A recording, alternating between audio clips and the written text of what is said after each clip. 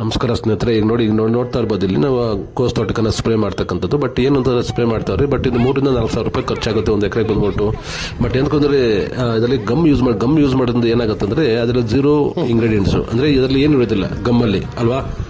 But ಇದು active ingredients ಅಂದ್ರೆ website ಏನಂತಂದ್ರೆ ಆಕ್ಟಿವ್ ಇಂಗ್ರೀಡಿಯೆಂಟ್ಸ್ ಬಂದ್ಬಿಟ್ಟು 80% ಇದೆ.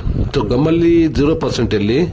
ಸೊ ವೆಬ್ಸೈಟ್ ಇಲ್ಲಿ ಬಂದ್ಬಿಟ್ಟು ಆಕ್ಟಿವ್ ಇಂಗ್ರೀಡಿಯೆಂಟ್ಸ್ ಬಂದ್ಬಿಟ್ಟು 80% ಇಲ್ಲಿ. ಬಟ್ ಅದರ ಬೆನಿಫಿಟ್ ಎಲ್ಲಿದೆ, ಬಟ್ ಅಪ್ಸೈಟ್ ಇದೆ ನೋಡ್ಬೋದಲ್ಲ, ನಾವು ಯೂಸ್ ಮಾಡ್ಬೋದಲ್ಲ.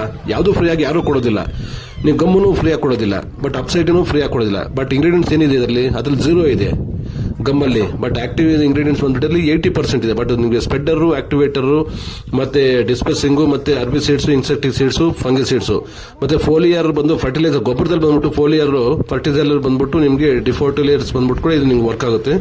ಸೊ ಆರಾಮಾಗಿ ನೀವು ಯೂಸ್ ಮಾಡ್ಬೋದು. ಸೊ ಬೆಡ್ ಗಟ್ಟಿ ಇದ್ರೆ ಕೂಡ ನೀವು ಅದು ಕೂಡ ಬಿಟ್ಕೋಬಹುದು. ಬೆಡ್ ಲೂಸ್ ಆದ್ರೆ ಏನಾಗುತ್ತೆ ಅಂದ್ರೆ ರೂಟ್ಸ್ ಅನ್ನೋದು ಡೆವಲಪ್ಮೆಂಟ್ ಆಗುತ್ತೆ, ಕಾಯಿ ಹಣ್ಣು ನಿಮ್ ಸೈಜ್ ಬರತಕ್ಕಂತ ನೋಡ್ಕೋಬಹುದು. ಇಲ್ಲಿ ಇನ್ನೊಂದು ಡ್ರಿಪ್ ಪೈಪ್ ಅಂತ ಕೂಡ ಇದು ಕ್ಲಿಯರ್ ಮಾಡ್ಕೊಂತಾವೆ. ಇಲ್ಲಿ ಕನ್ಸಿಸ್ಟೆನ್ಸಿ ಯೂಸ್ ಮಾಡಬೇಕಾಗುತ್ತೆ. ಹೆಚ್ಚಿನ ಮಾಹಿತಿ